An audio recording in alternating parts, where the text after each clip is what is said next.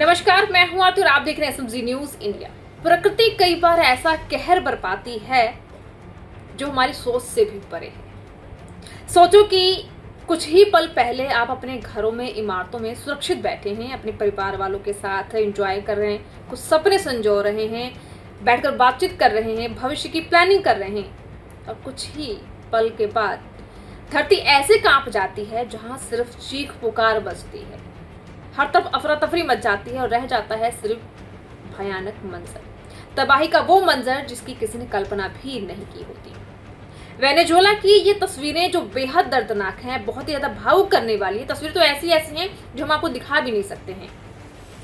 60 second के अंदर 2 भूकंप के झटके महसूस किए गए और इमारतें ताश के पत्तों की तरह ढह जाती हैं, लोग मलबे में दब जाते हैं। परिवार जो अपने परिजनों की लाशें जो हैं उन्हें मलबों के नीचे ढूंढते हुए नजर आए। बहुत ही भयानक और दर्दनाक ये तस्वीरें।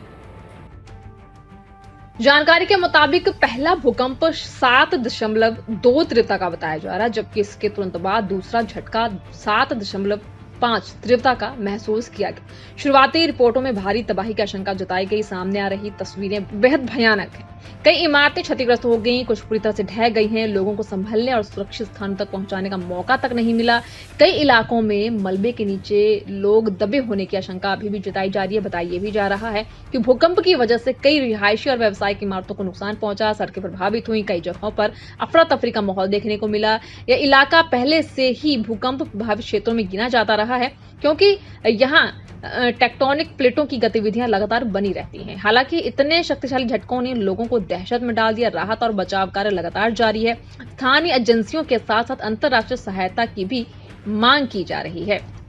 इसी के साथ ही आपको ये भी जानकारी दे दें कि वेनेजुएला में एक के बाद एक आए भूकंप ने बड़ी तबाही तो मचाई है।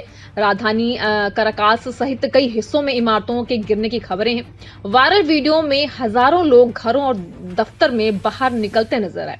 यूनाइटेड स्टेट्स जियोलॉजिकल सर्वे ने अलर्ट जारी करते हुए ये कहा कि मरने वालों की संख्या 10,000 से ज्यादा हो सकती है। वेनेजुएला में आई तबाही को डबल भूकंप कहा गया है।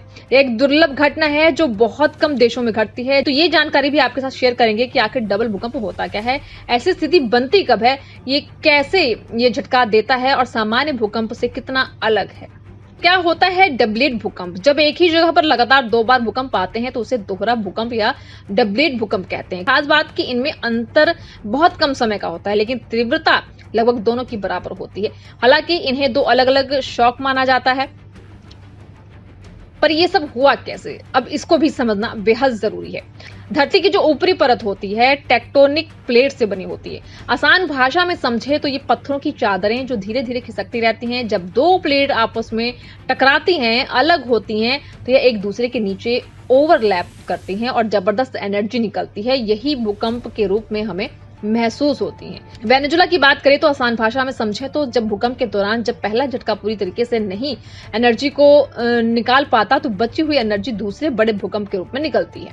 यही वजह है कि डबलेट भूकंप में एक के बाद एक भूकंप आता है, वो भी चंद सेकंड या मिनट के अंदर सब कुछ तबाह कर देता है। जानकारी के मुताबिक आपको बता दें कि वेनेजुएला से पहले ऐसा साल 2023 में हुआ था जब तुर्की में भूकंप आया था। पहले 7.8 तीव्रता का आया भूकंप, फिर 7.7 मैग्नीट्यूड का इसे डबलेट माना गया। यही वजह है कि सामान्य भूकंप के मुकाबले डबलेट भूकंप ज्यादा तबाही लेकर आते हैं और संभालने का मौका तक नहीं देते।